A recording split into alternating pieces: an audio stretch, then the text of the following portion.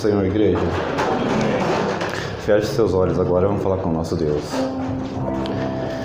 Obrigado, meu Pai, pela Tua misericórdia que tem alcançado nossas vidas, Senhor. Obrigado pela Sua graça que derrama sobre nós, e é através do Teu Filho amado Jesus que nos prostramos diante de Ti, Senhor, para agradecer, para louvar a Ti, meu Deus. Pedimos ao Senhor, meu Pai, que venha com o Teu Espírito sobre nossos corações esta noite, que o Senhor esteja abençoando, meu Pai, nossas vidas, que o Senhor possa receber, meu Pai, a nossa adoração, o nosso louvor, meu Pai, que ele chegue agradável e suave a Ti, Senhor. Ó Senhor Deus, abençoa, Senhor, a palavra a ser ministrada pelo Teu servo, Senhor. Fala conosco, Senhor. Assim também te peço pelas nossas famílias, Senhor, a família de cada um aqui presente, meu Pai, que o Senhor esteja alcançando aos lares, meu Pai, que o Senhor esteja abençoando as famílias, Senhor, restaurando, meu Pai, trazendo o Seu amor, meu Pai, sobre cada um, meu Pai. Fortalece, meu Pai, aquele que se sente fraco, meu Pai. Ó, meu Pai, derrama, meu Pai, da Tua unção sobre a vida de cada um aqui presente, meu Pai, eu te peço. Que essa noite seja uma noite de culto abençoado, uma noite de cura, libertação. Que o Senhor, meu Pai, nos conduza para a nossa salvação, meu Pai, firme e forte no Teu caminho, Senhor. Pois eu te agradeço, meu Pai, no nome vivo e poderoso do Teu Filho amado Jesus Cristo. Amém. Graças a Deus.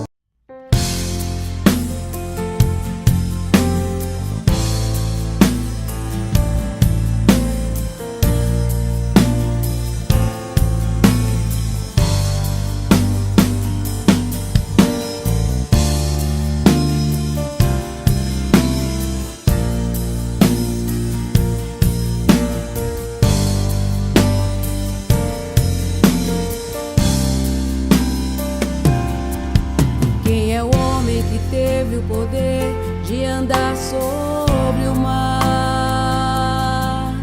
Quem é este que pode fazer o mar se calar?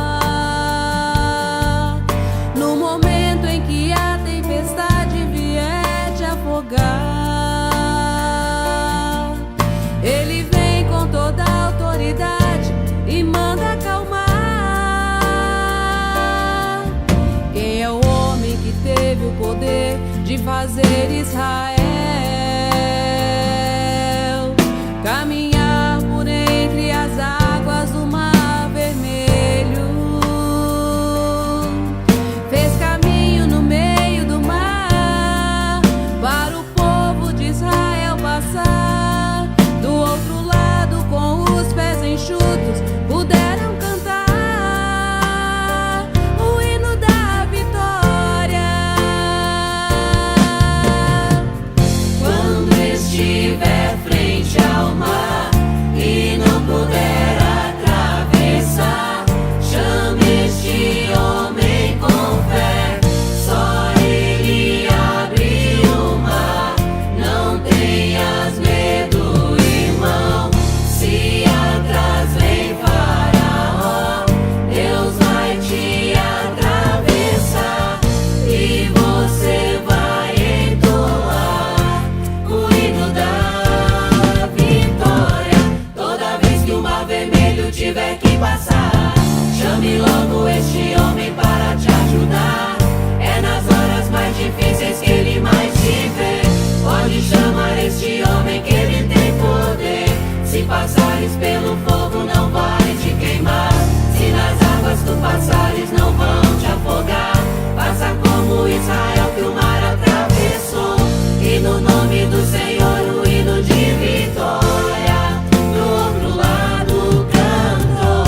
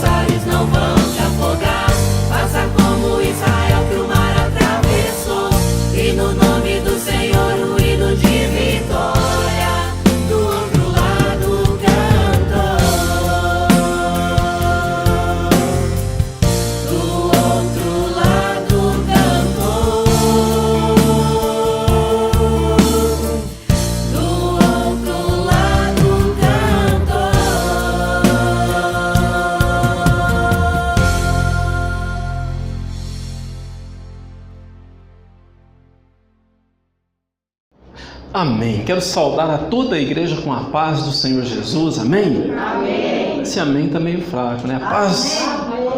A paz do Senhor Jesus. Amém? Amém. Amém. Glória a Deus. Aí ficou bom, né? Abra a Bíblia lá em Efésios, ou melhor, em Gênesis, né? Capítulo 7. Primeiro livro aí da Bíblia, fácil de achar, né? Gênesis, capítulo 7, nós vamos ler o verso de número 1. Glória a Deus, graças a Deus. Gênesis capítulo 7 e o verso de número 1. Diz assim a palavra do Senhor: E o Senhor disse a Noé: Vem tu e toda a tua casa para dentro da arca, pois a ti eu vi como justo diante de mim nesta geração. Diga assim comigo: Vem tu e toda a tua casa para dentro da arca. Repete assim: toda a tua casa. Mais uma vez: toda a tua casa. Amém. Pode se assentar. Graças a Deus. Nós estamos neste mês de maio com esse tema maravilhoso, que é o tema da família. Um tema que tem muito significado, não somente para a sociedade como um todo, né, para a nação como um todo, como também para Deus, para a Bíblia. Você vai perceber que Deus, ele não tem um propósito individual apenas, ele tem um propósito de família. O desejo de Deus é salvar toda a família, toda a tua casa. Então, se na tua casa tem alguém que ainda não se converteu ao Senhor Jesus, você pode ter certeza que o propósito de Deus, o desejo de Deus é que toda a tua casa sirva ao Senhor. Não é propósito de Deus que você venha para a igreja e teu marido fique em casa. Não é.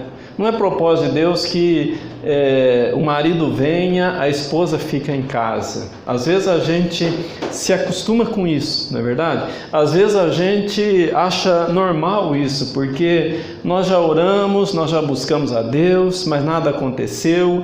Então talvez é a vontade de Deus, talvez é assim mesmo, e a gente vai passando os dias, os meses, os anos, e a gente se acomoda, né? A gente acha que é assim mesmo. Mas diga assim comigo: olha, não é assim. Não é assim. Diga assim: o desejo de Deus é salvar toda a minha casa. Então nunca desanime, nunca desista de orar pelo teu marido, de orar pela tua esposa, de orar pelos teus filhos. Saiba que é propósito de Deus. Você viu aqui no texto que nós lemos? Deus viu em Noé um homem justo, não está aqui, olha, né? Ele viu em Noé, olha aí, olha. Pois a ti eu vi como justo diante de mim nesta geração. De quem que Deus está falando aqui? De Noé. Ele não está falando da esposa de Noé, não está falando dos filhos de Noé, está falando de Noé. Mas quando Deus chamou para a arca, para ser salvo do dilúvio, Deus chamou só Noé? Não. Deus chamou toda a sua casa, não é verdade? Um total de 8 pessoas, né? Então você veja, Deus podia chamar só Noé. Ele não fala que os outros eram justos diante dele, ele fala que Noé era justo, né? Então veja a importância de você ser um justo diante de Deus na tua casa. Pela tua vida, Deus salva a tua família. Já pensou nisso? Pela tua vida, pela tua retidão diante de Deus, pela tua fidelidade diante de Deus, pela tua entrega diante de Deus, toda a tua casa ela é abençoada. Amém. Já pensou a importância disso no mundo espiritual? Já pensou nisso? Às vezes a gente não quer pagar o preço. Eu quero viver a minha vida do jeito que eu acho que deve ser vivida. Não quero saber de igreja, não quero saber de Bíblia, não quero saber de pastor, não quero saber de nada. Quero viver do meu jeito. Mas pensa bem no resultado tão desastroso que é quando a pessoa ela não quer saber de Deus, ela está vivendo do jeito que ela deve viver. Era assim nos tempos de Noé. A Bíblia fala que o gênero humano se corrompeu de tal maneira que Deus decidiu enviar o dilúvio, enviar juízo. não é verdade? E Deus deu um prazo bem longo para as pessoas se arrependerem. Mas as pessoas estavam envolvidas com o pecado. As pessoas não queriam saber de Deus. É meio parecido com os dias de hoje, não é verdade? Hoje também uma grande parte do mundo não quer saber de Deus, não. Não quer saber de igreja, não quer saber de Bíblia. As pessoas querem viver do jeito delas. Querem viver o mundo. Não quer saber de vida eterna, não é verdade? Mas a Bíblia fala que Deus viu em Noé um homem justo, um homem reto e temente a Deus. E por causa de Noé, toda a sua casa foi salva. Foi salva. Mas olha a longanimidade de Deus.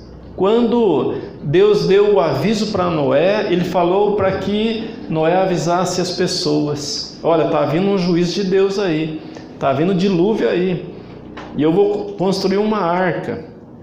Mas essa arca, na época, não tinha nada automatizado, não é verdade? Não tinha nada de tecnologia, era tudo na mão, né? Era tudo no serrote, não tinha nada elétrico, era demorado para fazer. Noé demorou um tempinho para fazer a arca, né? Quantos anos ele demorou? 100 anos? 120 anos? Demorou para fazer a arca, né? E a Bíblia fala que Deus, Ele ia esperar para que o povo pudesse se arrepender. Mas sabe o que aconteceu? O povo não se arrependeu, não. O povo não se arrependeu. Achavam que Noé era louco, achava que ele não estava batendo bem da cabeça, né? Que as coisas, que ele estava delirando, né? E ele construindo a arca e as pessoas zombando dele. Mas a Bíblia fala que quando ele terminou de construir tudo, ele, Noé e a sua família entraram na arca e Deus enviou o dilúvio. O dilúvio era o juiz de Deus e eliminou toda a raça humana na época, com exceção da família de Noé. Então você veja, hoje não é diferente. Hoje não é diferente. Às vezes você olha o mundo, as pessoas fazendo as coisas como acha que deve ser feito, não dá nem atenção para aquilo que Deus pensa, e muitas vezes a gente fica pensando assim, mas será que Deus não está vendo isso? Será que Deus não vai fazer nada? Pode ter certeza, o juízo de Deus, ele vem. No tempo certo, ele vem. Em Noé demorou mais de 100 anos, né? Aliás, enquanto Matusalém viveu, Deus não enviou juízo, né? E Matusalém foi o homem que mais viveu na história da humanidade, para demonstrar quanto Deus é longânimo, quantas oportunidades Ele deu. Mais de 900 anos viveu Matusalém e Deus não executou juízo. Deus foi executar juízo depois que Matusalém morreu. Então você veja, hoje também Deus está sendo longânimo. A gente vê tanta coisa errada acontecendo, não é verdade? A gente vê tanta coisa absurda acontecendo, e é em todos os meios, né? É no meio da política, é no meio da justiça, é no meio das igrejas. A gente vê igrejas fazendo coisas que a gente fica pensando, como que pode isso acontecer, não é verdade? Mas estão fazendo. E Deus não está fazendo nada? Por enquanto, porque o juízo de Deus está vindo. Tem o tempo certo para ele ser realizado, né? E no tempo certo, Deus vai executar juízo, porque Deus continua sendo o mesmo. Ele é amor. Diga assim comigo: Deus é amor. Mas Ele é também justiça. Então o juízo de Deus, ele está vindo. Tem um tempo certo, tem um dia certo. E aqueles que estão achando que pode fazer o que bem entender, que não vai acontecer nada, estão muito enganados. Porque para aqueles que estão vivendo uma vida de fidelidade com Deus, de entrega para Deus, de adoração a Deus, tem algo bom aguardando por essa pessoa. Mas aquele que está vivendo nos prazeres deste mundo, no pecado, nos vícios, no desprezo com as coisas de Deus, está vindo algo terrível diante no futuro dessa pessoa, não é verdade? Tem algo terrível para acontecer para essa pessoa, mas tem uma boa notícia, dá tempo ainda de mudar. O Evangelho é a boa nova, o Evangelho é a boa notícia de que Deus amou o mundo de tal maneira que enviou seu Filho, para que todo aquele que nele crê não pereça, mas tenha a vida eterna, não é verdade? Então, aquele que acha que pode viver de qualquer jeito, que nada vai acontecer, está enganado. O juízo de Deus está vindo, assim como veio nos dias de Noé, está vindo também. Mas esse juízo vai acontecer quando a igreja subir, quando a igreja for arrebatada. Por enquanto nós estamos vivendo no tempo da graça. Nesse tempo, a oportunidade para o pecador. Nesse tempo, a oportunidade de perdão, a oportunidade de salvação. E Deus está agora salvando o mundo. Mas vai chegar o tempo que Deus vai estar julgando o mundo. O mundo vai ser julgado e lançado no inferno. E do inferno vai ser promovido para o lago de fogo. Mas aquele que é de Deus está aguardando não um julgamento, mas vai estar aguardando o galardão que Deus tem preparado para toda a igreja, para todos aqueles que são fiéis ao Senhor. Amém? Quem é fiel ao Senhor aqui, diga amém. Quem está aguardando o galardão aqui, diga amém. Pode aplaudir e glorificar. Aleluia. Glória a Deus. Glória a Deus. Mas num mundo tão complicado, num ser humano tão complexo como somos nós, seres humanos, a gente fica pensando, como viver uma vida abençoada, uma vida equilibrada, não é verdade? A Bíblia diz assim, olha, não existe nada novo debaixo do sol. Quer dizer, tudo que nós precisamos já está aqui. Tudo que nós precisamos, Deus já preparou para nós. Deus não vai realizar de novo um outro plano de salvação. Deus não vai enviar novamente Jesus para cumprir um ministério terreno, nascido de mulher, entregar a sua vida lá na cruz do Calvário. Não, não vai acontecer isso mais. Jesus já veio como Salvador. Agora a próxima vinda dele é como juiz. Ele continua salvando enquanto o período da graça continua. Enquanto a igreja está aqui, ele continua salvando. Tudo que nós precisamos já está aqui, já está na palavra de Deus. Tudo que nós precisamos é a palavra de Deus. Tudo que você precisa, tudo que eu preciso é a palavra de Deus. E ela já está aqui. Não precisa ser aumentada e não deve ser diminuída. Lá em Apocalipse fala assim, quem aumentar esse livro, vai ser aumentado o sofrimento dele no inferno. Quem cortar desse livro, vai ser cortada a entrada dele, né, lá no paraíso, lá no céu. Então, esse livro ele é completo, ele é perfeito. Ele é o suficiente para nós. Tudo o que você precisa é da palavra de Deus. Você não precisa de sacrifício, você não precisa de fazer algo sobre-humano, não. Tudo que você precisa é da palavra de Deus. Jesus comparou a palavra de Deus como uma semente. E ele disse assim, olha, a pessoa, né, o agricultor, ele lança a semente na terra e ele não sabe como isso acontece, mas ele levanta de dia, de noite, quer dizer, os dias vão passando e aquela semente está na terra e a terra vai germinando aquela semente. Depois ela dá o fruto, não é verdade? E depois vem a colheita. Como que a terra germina essa semente? Como que ela frutifica essa semente? A gente não sabe. Nós não podemos fazer nada. Nós apenas lançamos a semente. É Deus que dá o crescimento. E Jesus disse que a semente é a palavra de Deus. Diga assim comigo, a palavra de Deus é a semente. E diga assim, o meu coração é a terra.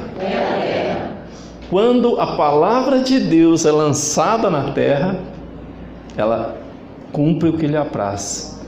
Deus cumpre o propósito para o qual Ele enviou aquela palavra. Amém. Não há frustração nos projetos de Deus. A palavra que está sendo pregada hoje nos púlpitos das igrejas, a palavra que está sendo lida na tua casa, quando você medita, essa palavra, ela é como uma semente, que ela cai no nosso coração.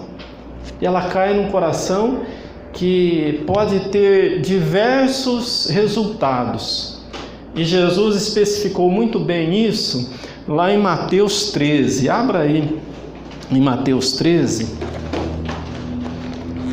Você vai ver que interessante que é isso que Jesus falou aqui em Mateus 13. E nós vamos ler a partir do verso 3. Mateus 13, 3. E falou-lhes muitas coisas por parábolas, dizendo: Eis que um semeador saiu a semear, e quando ele semeava, algumas sementes caíram junto ao caminho, e vieram as aves e a devoraram. Algumas caíram em lugares pedregosos, onde não havia muita terra, imediatamente elas brotaram, porque não havia terra profunda. Mas saindo o sol, queimaram-se, e porque não tinham raiz, elas murcharam-se. E outras caíram entre espinhos, e os espinhos cresceram e as sufocaram. Mas outras caíram em boa terra e deram fruto, algumas 100 vezes, outras a 60 vezes, e outras a 30 vezes. Quem tem ouvidos para ouvir, ouça. Amém. Quem tem ouvidos aqui para ouvir, diga amém. Amém. Você sabia que tem uma diferença entre ouvir e escutar? Sabe quando a mulher está falando com o marido e ele não está prestando muita atenção? Aí ela pergunta: você está prestando atenção no que eu estou falando? Aí ele lembra só as últimas palavras, não é verdade? Isso ele está escutando, ele não está ouvindo. Não está ouvindo. Jesus disse que quem tem ouvidos para ouvir, ouça. Tem uma diferença, você escutar e você ouvir, né? Quando você ouve, você está prestando atenção na palavra, né? Aquela palavra, ela está entrando no teu coração. E Jesus deu aqui 4 tipos de solos diferentes, 4 corações diferentes, né? Onde a palavra foi lançada. Então você veja, a palavra é boa, a palavra ela é perfeita, porque ela é de Deus. Mas o coração não é o mesmo, né? A semente é a mesma, o coração não é o mesmo. Então você viu, algumas sementes caíram à beira do caminho, as aves vieram e comeram. Significa que o diabo roubou a palavra. Roubou a palavra. Qual é o papel do diabo? Jesus falou: é roubar, matar e destruir. Qual o propósito dele? Roubar a palavra. Então veja que o objetivo principal dele não é roubar a saúde, não é roubar a esperança, mas é roubar a palavra. Porque ele sabe que se ele roubar a palavra, a pessoa está perdida. Se ele roubar a palavra, acabou, meu irmão. Sem palavra de Deus, você não tem nada. Não tem nada. Jesus, em outro momento, comparou a palavra como o pão, como o alimento. O que somos nós sem o alimento cotidiano? Não somos nada. Estamos aguardando a morte, não é verdade? Se a gente passar um dia sem comer, a gente já fica fraco. Passar 2 dias, as vistas já começam a embaraçar. 3 dias, a gente já começa a tremer, né? 4 dias, 5 dias, 7 dias, já acabou toda a energia e você já está esperando para morrer.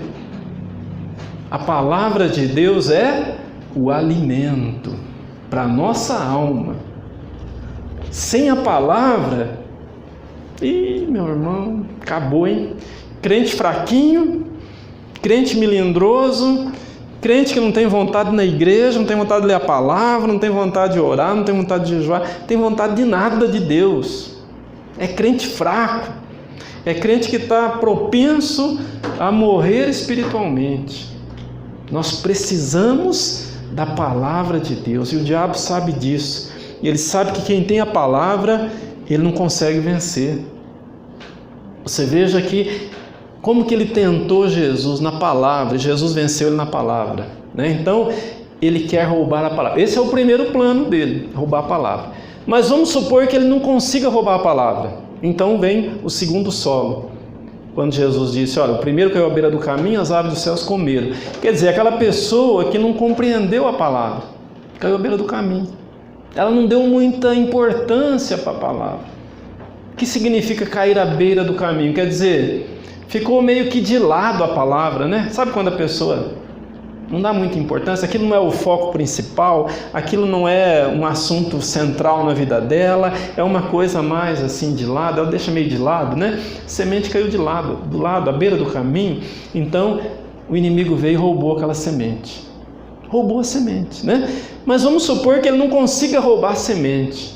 Então vem o segundo solo, que é qual? Aquele que caiu entre os espinhos, ou não? Vamos achar aqui, né? Algumas caíram em lugares pedregosos, né? Pedregosos. A segunda caiu em lugares pedregosos, onde não havia muita terra. Imediatamente elas brotaram, porque não havia terra profunda. Mas saindo do sol, queimaram-se, porque não tinha raiz, elas murcharam-se.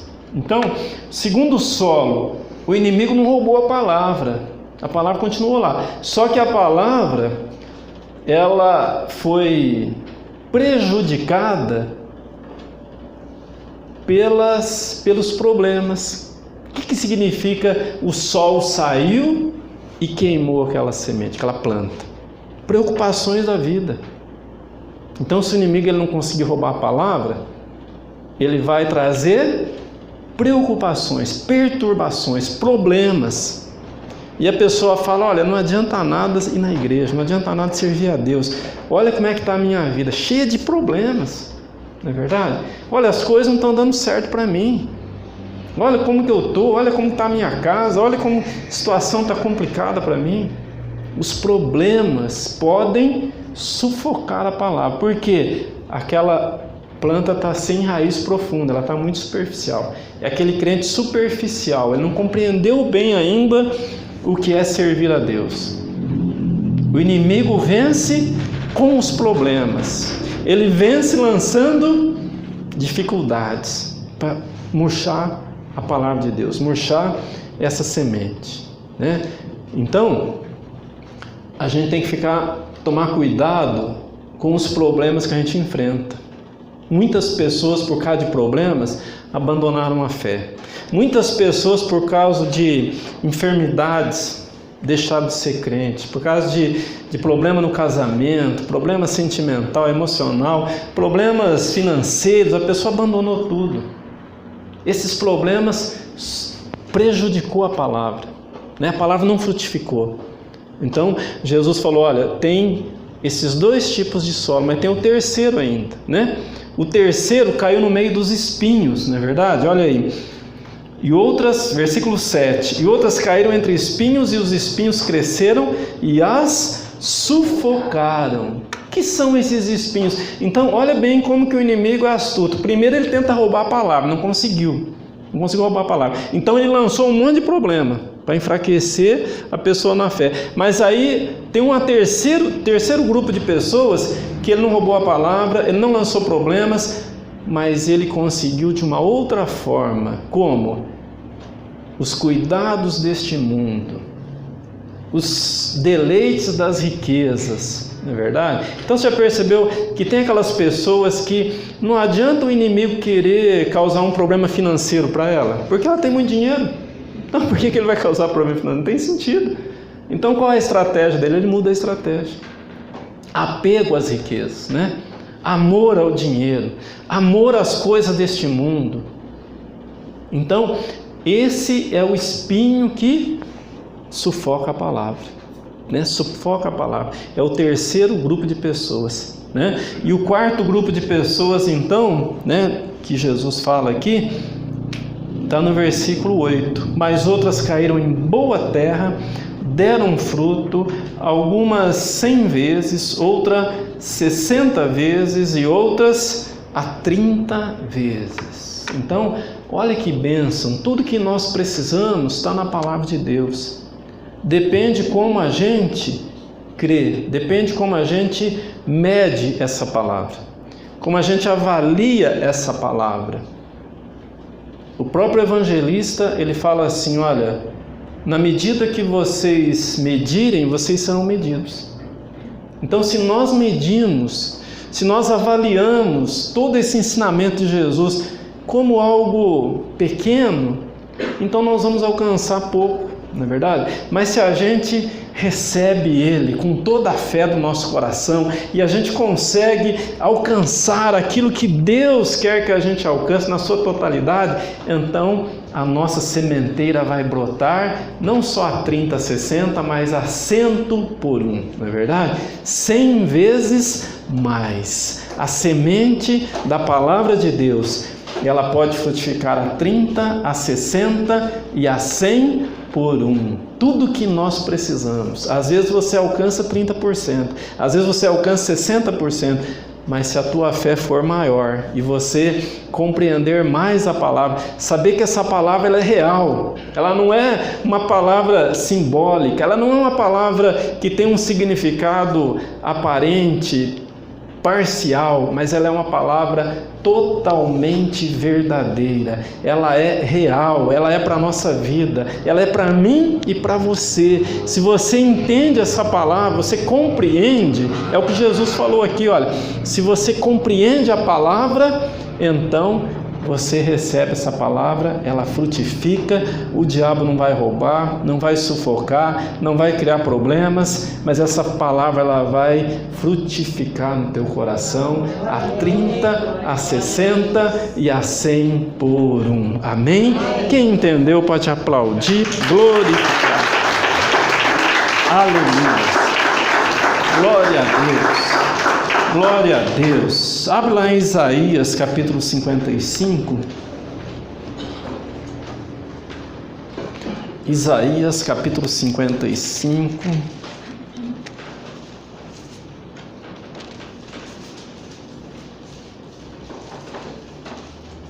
O verso 8.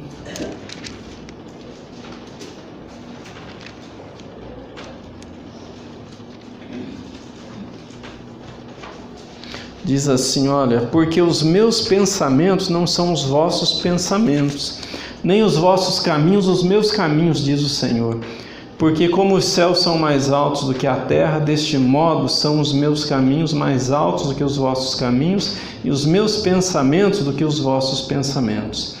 Porque como cai a chuva e a neve desde o céu, e não retornam naquela direção, porém molha a terra e a faz produzir e brotar, para que possa dar semente para o semeador e pão para o que come, assim será a minha palavra, que sai da minha boca, ela não retornará para mim vazia, porém ela fará acontecer aquilo que eu desejo, e ela prosperará na coisa para a qual eu a enviei. Porque vós saireis com alegria e sereis conduzidos com paz. Os montes e as colinas irromperão diante de ti em canto, e todas árvores do campo baterão palmas. No lugar do espinheiro brotará o pinheiro, e no lugar da sarça brotará a murta. E isto será para o Senhor como um memorial e por um eterno sinal que nunca deixará de existir. Amém?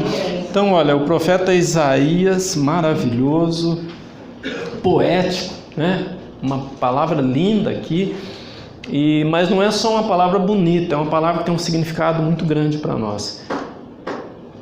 Se a gente ficar envolvido nos nossos pensamentos aqui deste mundo, nós vamos estar aquém daquilo que Deus tem preparado para nós. Então você viu? Deus está falando aqui, olha, os meus pensamentos são mais altos do que os vossos pensamentos, né? Então, o que nós temos que buscar? Os pensamentos de Deus, né? Nós não podemos ficar buscando os pensamentos deste mundo, não, envolvido com os nossos pensamentos.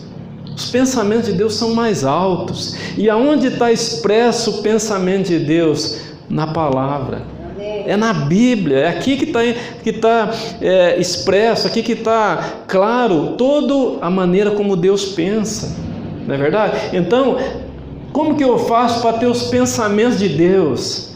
Eu preciso meditar na palavra. Não é só ler a palavra, eu preciso meditar nela. Eu preciso encharcar dessa palavra. Na verdade, eu preciso transbordar dessa palavra. Eu preciso muito dessa palavra. Como que essa palavra ela vai encharcar no meu coração? Ela vai saturar na minha vida. Como que você consegue uma saturação de alguma substância? Quando é muita substância, não é verdade? Como que satura? Quando você aumenta e aumenta na tua vida. A palavra de Deus ela precisa ser aumentada, falada, meditada, buscada, muito, mas muito, mas muito mesmo, a ponto de você saturar da palavra de Deus, não é verdade? A ponto da palavra de Deus ela estar transbordante na tua vida. Os pensamentos de Deus são mais altos. A igreja precisa buscar os pensamentos de Deus. É aqui que está expresso, é aqui que nós devemos buscar. Nos pensamentos de Deus, são mais altos, né? Por que ele está falando isso? Porque ele manda a sua palavra como uma chuva. Ele faz aqui uma comparação, né? Uma chuva, uma neve. Como que cai a neve? Como cai a chuva? Ela cai de forma distribuída, não é verdade? Já pensou se você fosse, ou se caísse na tua cabeça toda a chuva que cai, ela caísse concentrada em você? Te mataria, não é verdade? Você não ia suportar. A palavra de Deus, ela é como a chuva e a neve, ela cai de forma distribuída, né? De forma que a gente pode absorver um pouquinho dessa palavra, né? Mas pode absorver de forma contínua. Como que a chuva ela rega a terra? De forma contínua, não é verdade?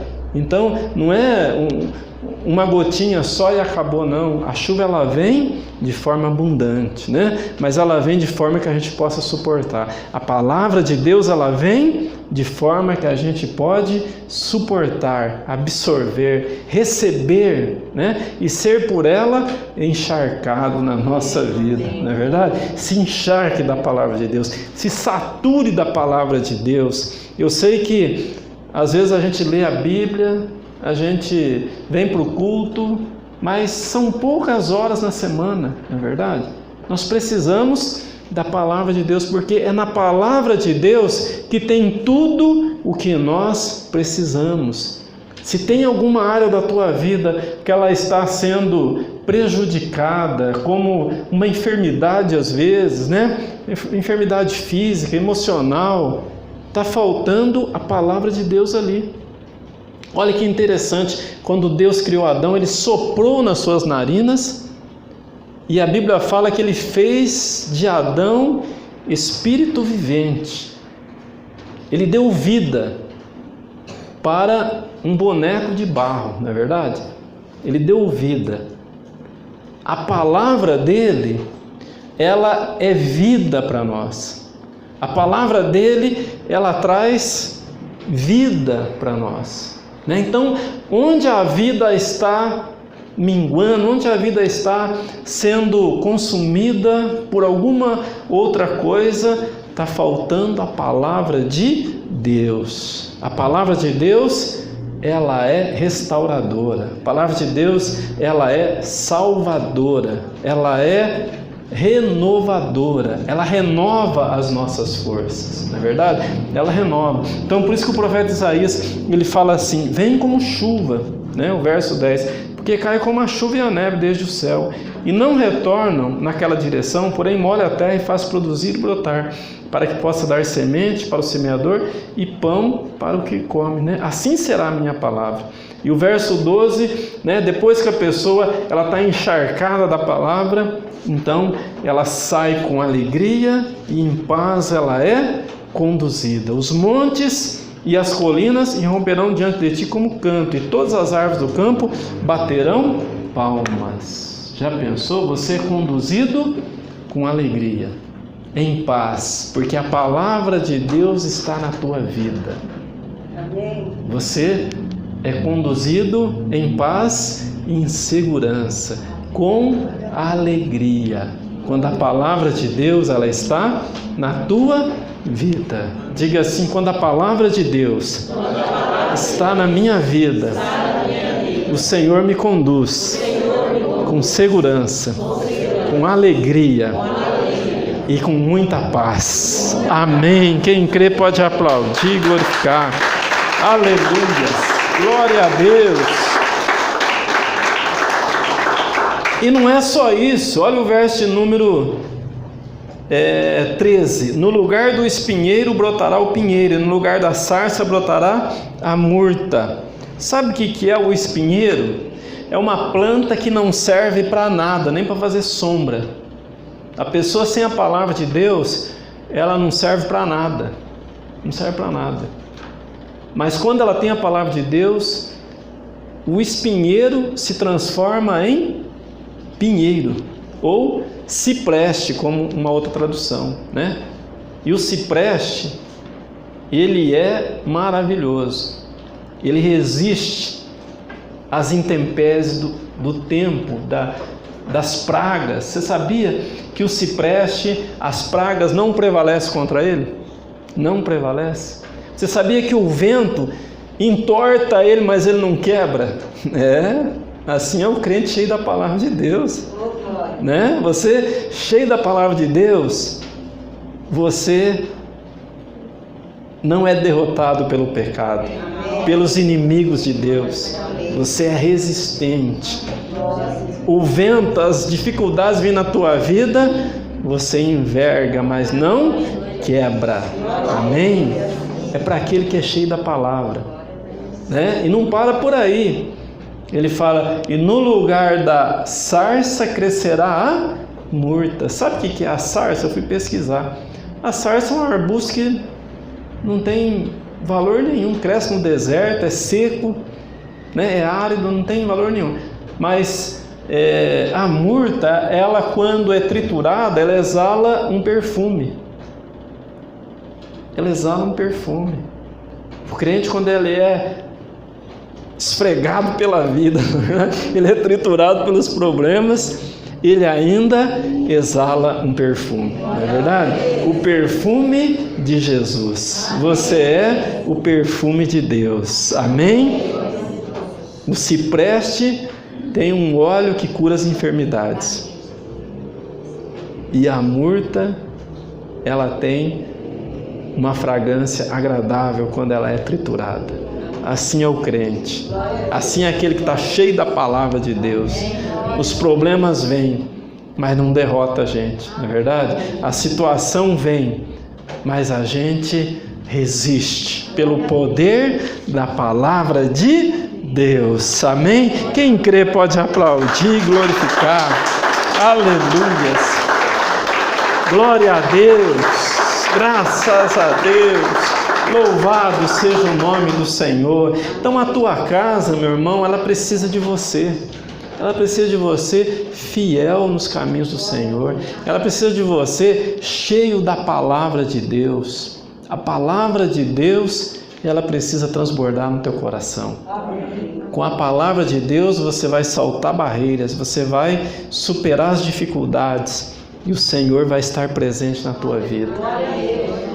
Não desista, fica firme, busca a palavra de Deus, porque com a palavra de Deus o Senhor transforma aquilo que não presta em algo glorioso, não é verdade? Transforma o espinho em algo maravilhoso como o cipreste, né? Tenha a palavra de Deus abundantemente na tua vida. Glória a Deus. Vamos nos colocar em pé. Aleluias, glória a Deus, aleluias. Assim na presença do Senhor, fecha os teus olhos e coloca diante de Deus agora essa pessoa que você tem colocado durante todo este mês, essa pessoa que precisa de salvação, essa pessoa que precisa de Deus, que precisa de conversão. Fala o nome dela para Deus.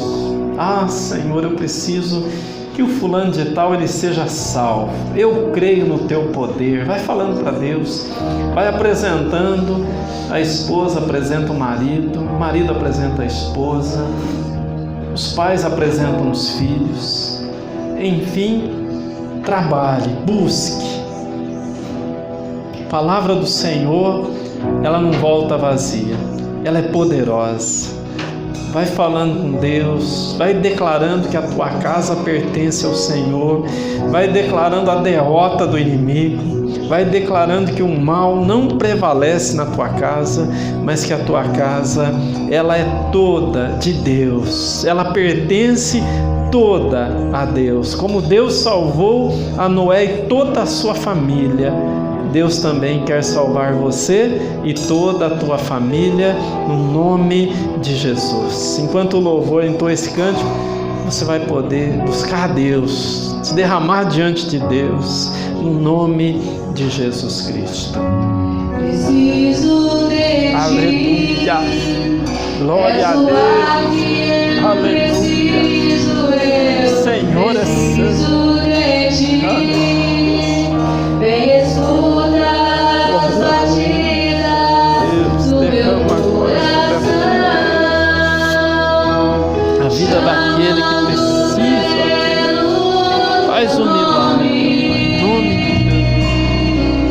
de Jesus, faz um milagre, em nome de Jesus, aleluia. Sou criança de colo, não me deixes cair da tua santa presença, não me deixes sair. Apacenta o meu coração.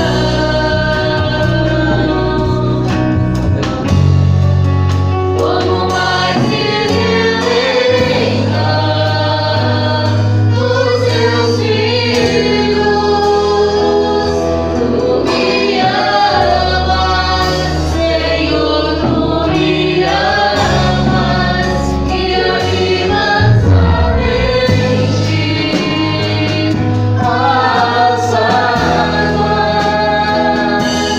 que curam e restauram.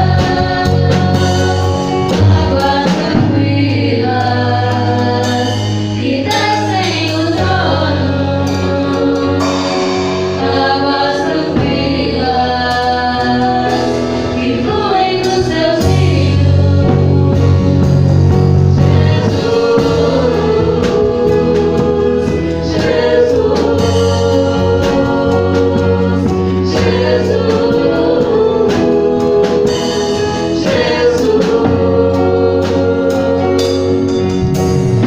Preciso de ti, és o ar que eu respiro, eu preciso de ti.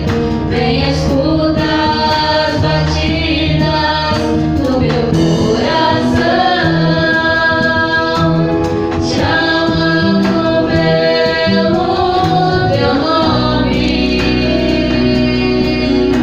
Senhor Jesus. Preciso de ti, sou criança de colo, não me deixes cair da tua santa presença, não me deixes sair. Apacenta o meu coração.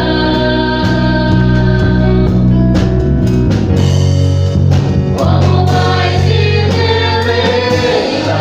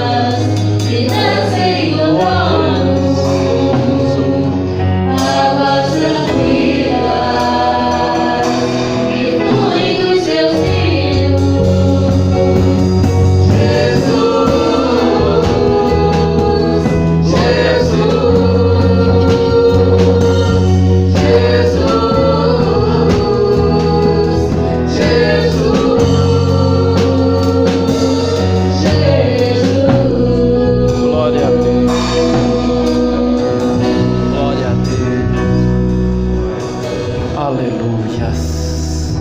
Assim com os teus olhos fechados, que a tua casa seja como nós acabamos de cantar, que há como águas tranquilas, que a paz do Senhor reine na tua casa, que o amor do Todo-Poderoso possa de tal maneira transbordar em cada coração, e que seja como um rio que possa jorrar na tua vida, na tua casa, no nome de Jesus Cristo. Aleluias, glória a Deus, maravilhoso Deus. Nós te adoramos, ó Pai, te agradecemos pela nossa casa, pela nossa família, pela família da tua igreja.